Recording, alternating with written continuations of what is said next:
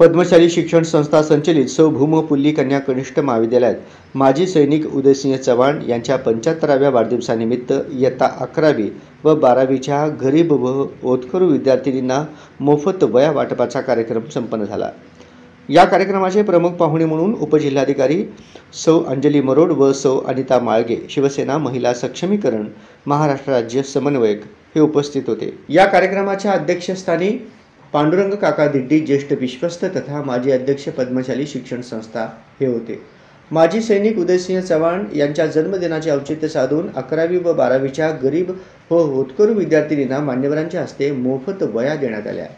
या कार्यक्रमासाठी प्रमुख उपस्थिती साहेबण्णा तग्गेळी, कामगार संघटना जिल्हाध्यक्ष व सौ शुभांगी कांबळे, महिला व बालविकास मोहनसिंग चौहान, पोलीस उपनिरीक्षक अनुपसिंह चौहान, सुरक्षा 24 न्यूज चॅनलचे सर्वेसर्वा सौ रूपाराणी चौहान, संस्थापक अध्यक्ष महिला शक्ती बहुउद्देशीय सामाजिक संस्था महाराष्ट्र राज्य तसेच शिवसेना महिला सक्षमीकरण यांची उपस्थिती होती।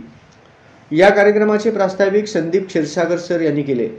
त्यांनी आपल्या प्रास्ताविकेतून सामाजिक कार्याविषयी व महिला सक्षमीकरण याविषयी अतिशय मोलाची माहिती दिली।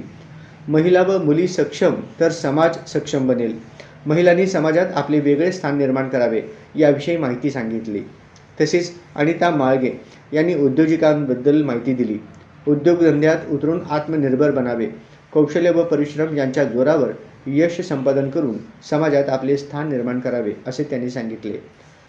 अंजली मरोड यांनी आपल्या मनोगतातून महिलांनी ध्येय निश्चित करावे व ध्येय निश्चित करून त्यासाठी सतत प्रयत्नशील राहावे, अडथळ्यांना न घाबरता समाजात प्रगती साधावी व आपल्या अंगी असलेले कलागुण विकसित केले पाहिजेत असे सांगितले। तसेच शुभांगी कांबळे यांनी आपल्या मनोगतात महिलांसाठी असलेले विविध कायदे, महिलांची सुरक्षा, बालगुन्हेगारी, बालसमस्या, टोल फ्री नंबर याविषयी सविस्तर माहिती दिली व महिलांना कायदेविषयक माहिती असणे ही काळाची गरज आहे असे विचार व्यक्त केले। महाविद्यालयाच्या प्राचार्य सौ गीता सादुल यांच्या मार्गदर्शनाखाली व महाविद्यालयाचे उपप्राचार्य श्री बाळकृष्ण गोटी पामुल यांच्या उपस्थितीत हा कार्यक्रम पार पडला।